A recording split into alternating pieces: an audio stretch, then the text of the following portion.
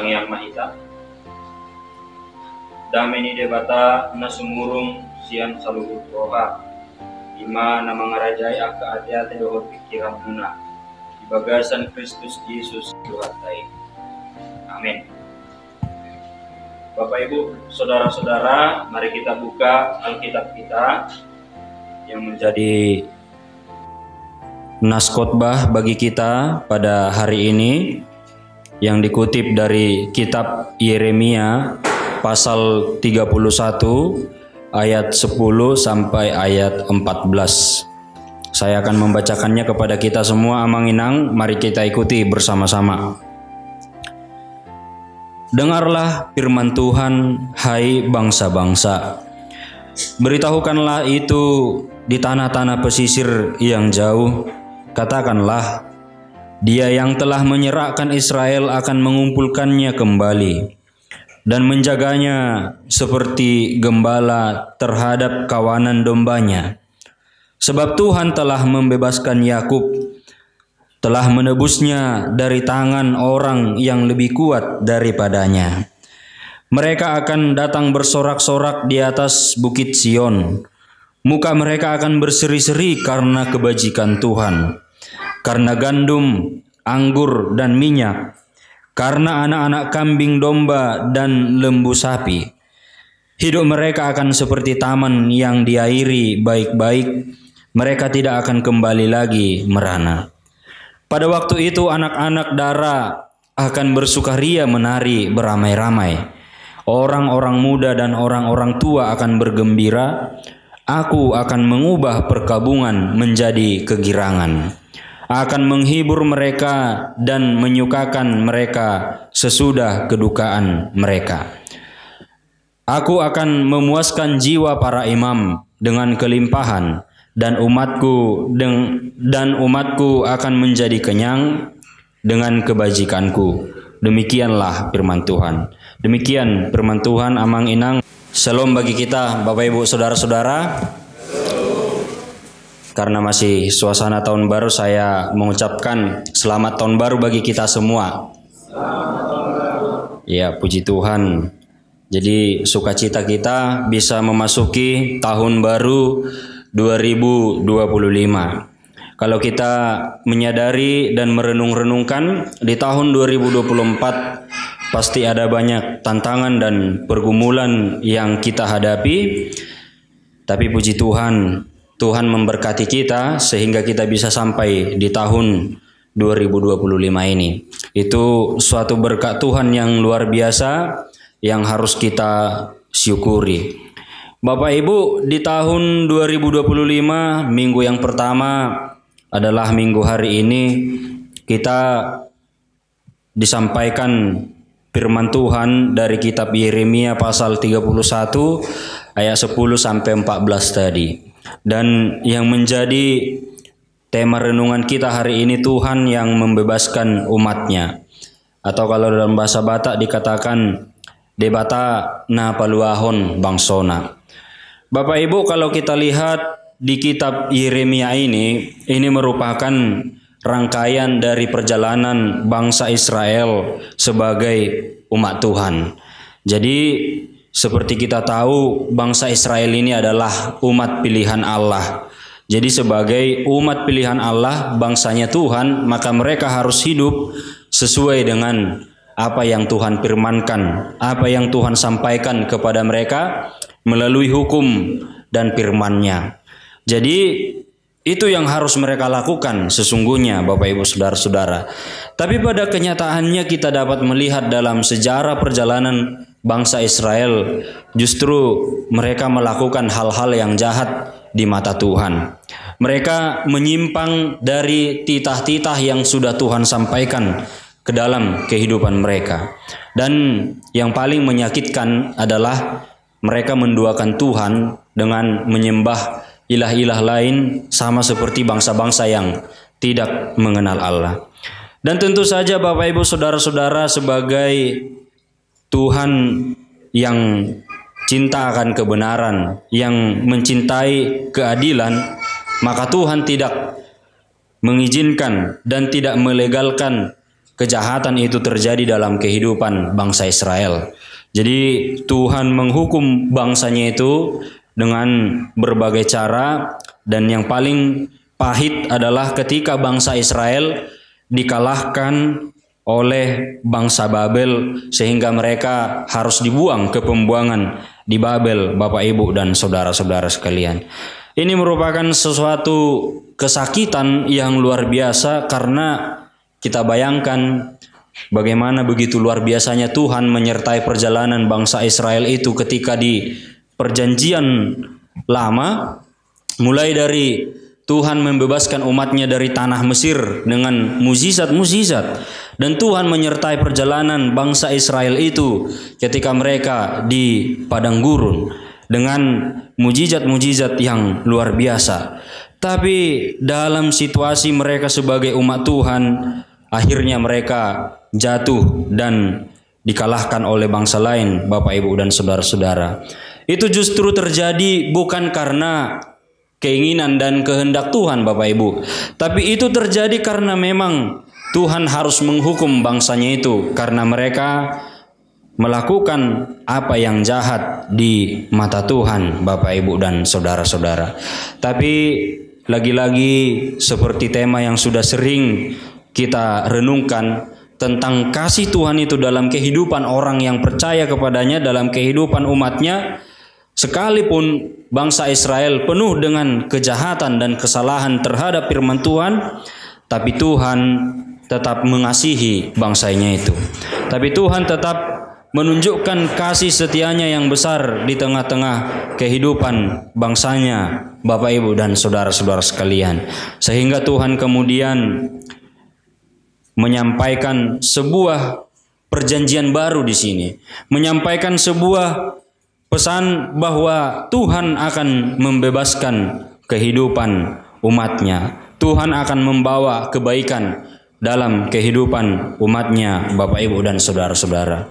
Jadi itulah khotbah yang disampaikan kepada kita dalam ibadah minggu kita hari ini, mengawali minggu di tahun 2025, Bapak Ibu dan saudara-saudara sekalian.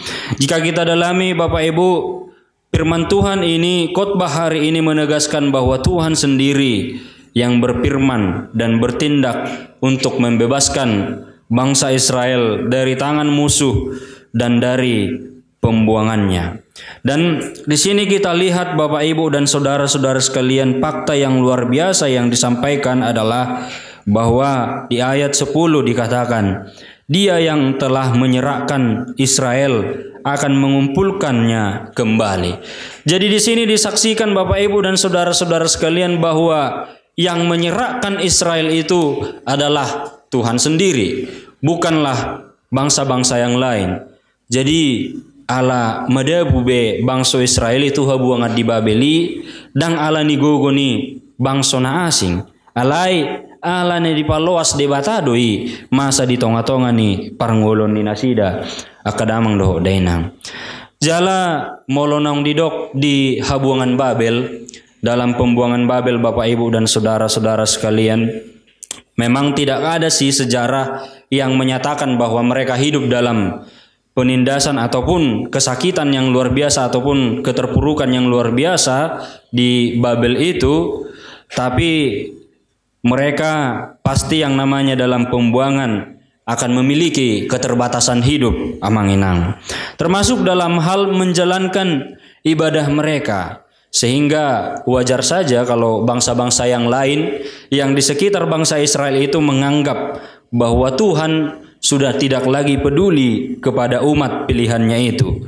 Bahkan Tuhan bangsa Israel dianggap telah kalah dengan ilah-ilah atau bangsa yang lain, Bapak Ibu dan saudara-saudara sekalian.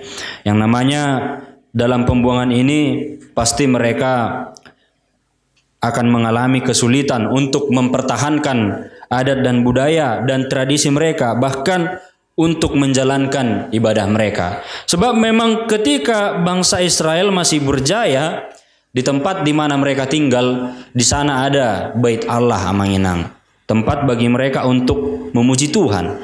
Tapi ketika mereka berada di luar kampung halaman mereka, maka tidak ada yang namanya bait Allah. Karena bangsa tempat mereka berada di Babel itu adalah bangsa yang tidak menyembah Tuhan dalam hidupnya, tapi menyembah ilah-ilah lain, amang-inang. Jadi situasi mereka dang boy nasida murah-murah pajong jokon bagas joro. Jaladang boy nasida tungsi hol perohani nasida neng memuji debata. Badang boy nasida ro tu bagas joro akadamang do denang. Jala molotabereng muse akadamang do denang. Uhum na pinatu pani debataon nang pe borat dia do pinasida alai di baga-baga hod debatado na paluaon ni debatado bangso Israeli sia tonga-tonga ni habuangani akadamang do denang. Jadi ini merupakan sesuatu tantangan yang berat bagi hidup bangsa Israel. Seperti yang sudah dikatakan tadi, dalam sejarah perjalanan bangsa Israel ini, ketika Tuhan bersama mereka, mereka itu hidup penuh dengan mukjizat dan pertolongan dari Tuhan. Mereka bisa melalui laut yang begitu luas seperti menginjakkan tanah kering, amang-inang sekalian. Padahal di sini mereka harus tunduk kepada bangsa yang tidak mengenal Tuhan. Sehingga hal ini sesungguhnya kepahitan bagi mereka, amang-inang sekalian. Mengapa? Karena seolah-olah Tuhan itu memang sudah meninggalkan mereka. Seolah-olah Tuhan itu sudah takluk, sudah kalah kepada bangsa-bangsa yang tidak mengenal Tuhan. Dalam situasi seperti ini, tentu iman dan kepercayaan mereka pasti akan menjadi goyah. Mengapa Bapak Ibu? Karena mereka menyembah Tuhan dan percaya kepada Tuhan, tapi bangsa mereka dihancurkan.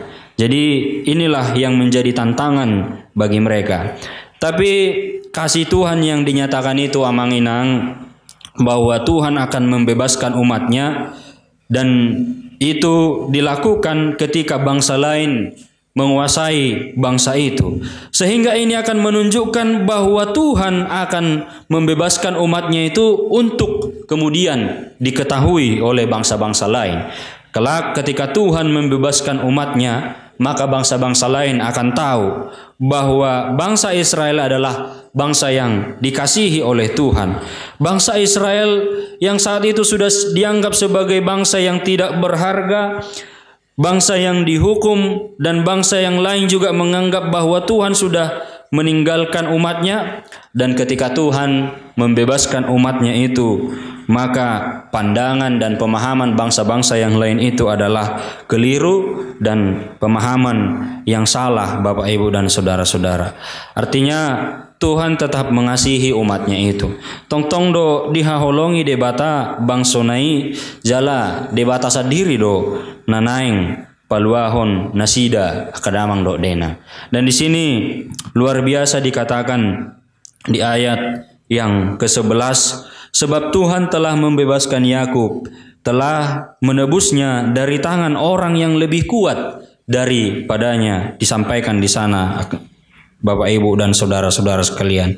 Artinya cara Tuhan untuk melepaskan umatnya itu jauh melebihi apa yang dapat dipikirkan oleh manusia. Sebab bangsa Israel dikalahkan oleh bangsa yang lebih kuat daripada mereka.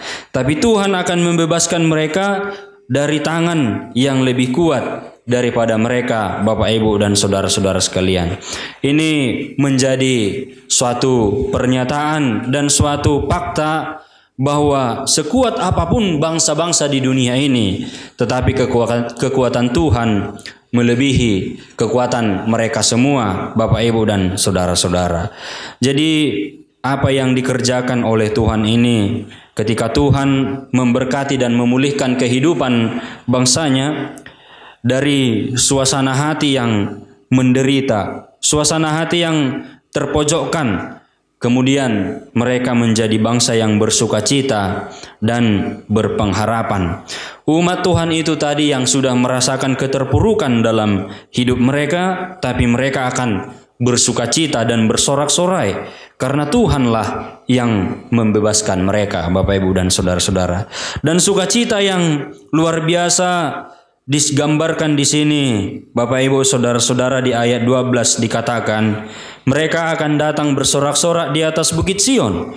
Muka mereka akan berseri-seri karena kebajikan Tuhan, karena gandum, anggur, dan minyak. Jadi pemulihan yang dilakukan oleh Tuhan itu kepada bangsa Israel itu mengakibatkan sorak-sorai yang luar biasa.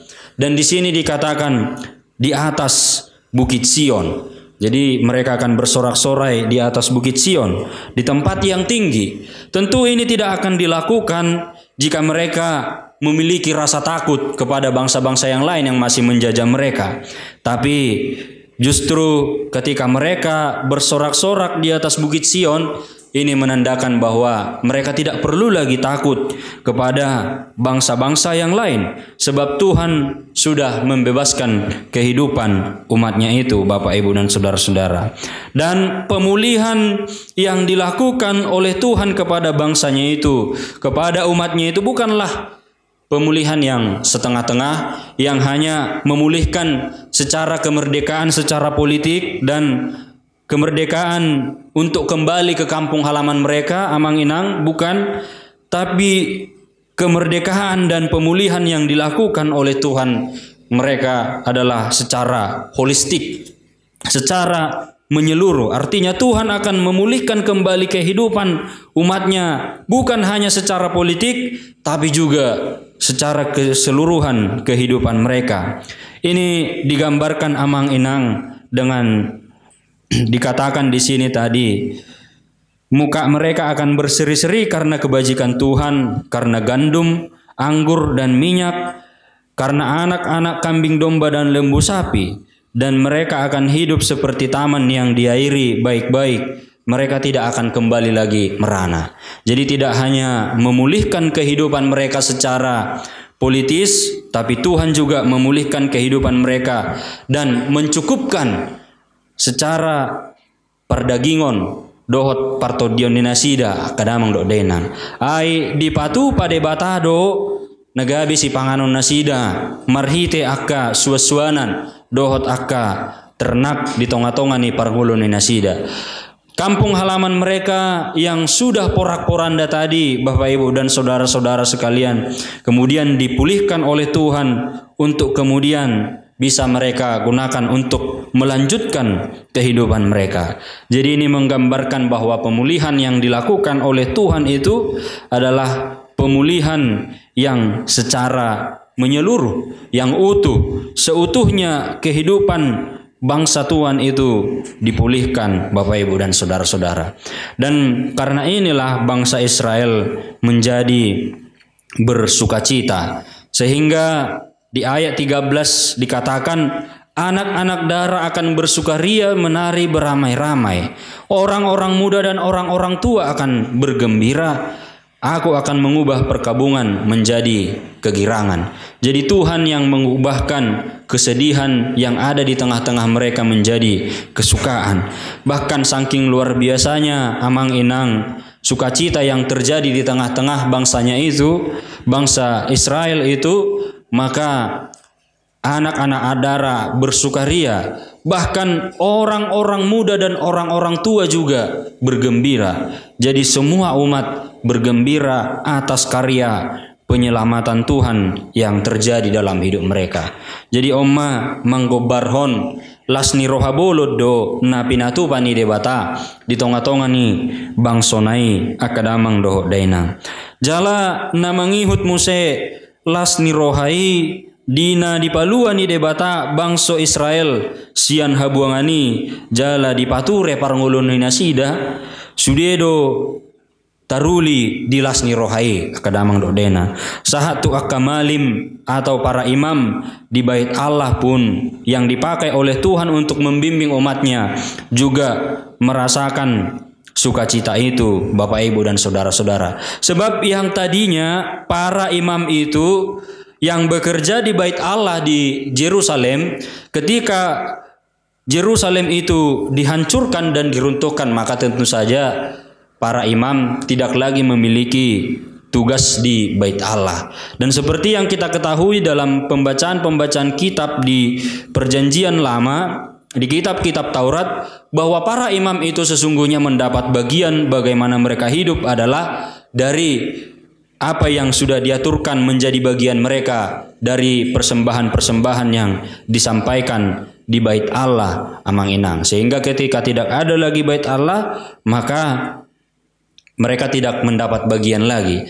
Tapi ketika Tuhan membebaskan umatnya, maka mereka tentu akan melanjutkan kembali pembangunan bait Allah, dan para imam bisa melakukan tugas dan perannya untuk bekerja di bait Allah, dan mereka akan mendapatkan bagian seperti yang sudah diaturkan saat bangsa itu masih merdeka, Bapak Ibu dan saudara-saudara. Jadi berita sukacita yang disampaikan oleh Nabi Yeremia ini kepada bangsa Israel menumbuhkan pengharapan bagi masa depan yang baik, Bapak Ibu dan saudara-saudara sekalian.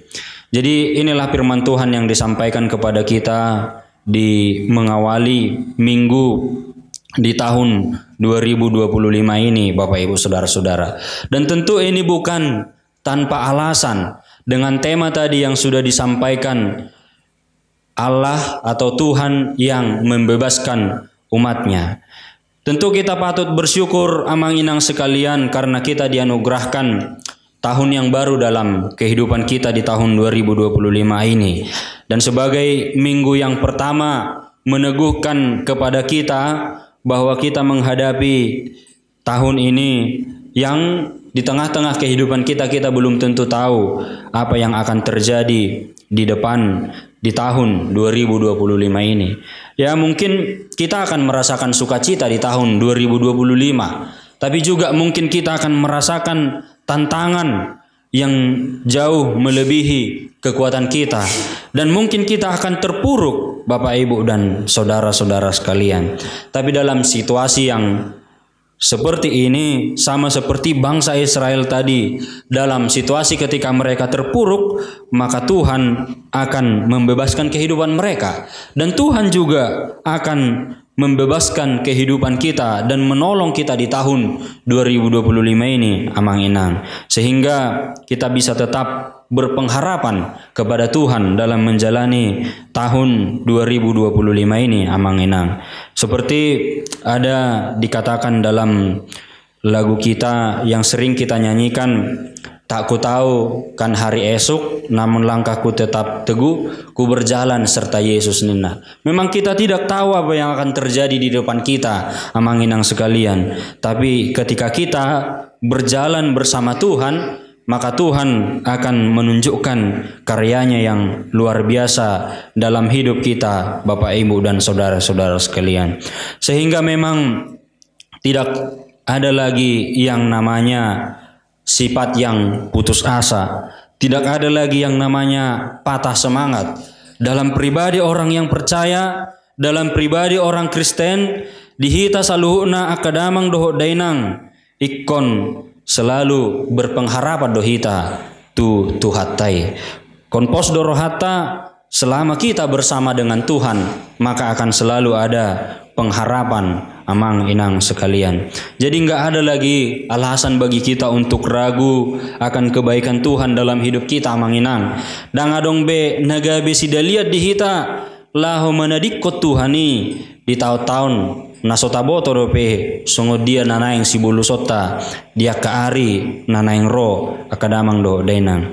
Jadi seperti firman Tuhan yang sudah disampaikan tadi, ketika kita nanti di tahun 2025 ini diperhadapkan dengan tantangan, amang inang, molo di tahun 2025 on masa akka naporsuk di tonga-tonga ninguluta, hamaolon diaka usaha nang parkarejuata, hamaolon diaka perekonomian, tantangan di tonga-tonga ni keluarga, taingot ma amang inang debatado na paluahon hita, jala say urupan ni debatado hita, manalpuhon akka saluhuna nanaing siadopatta amanginang.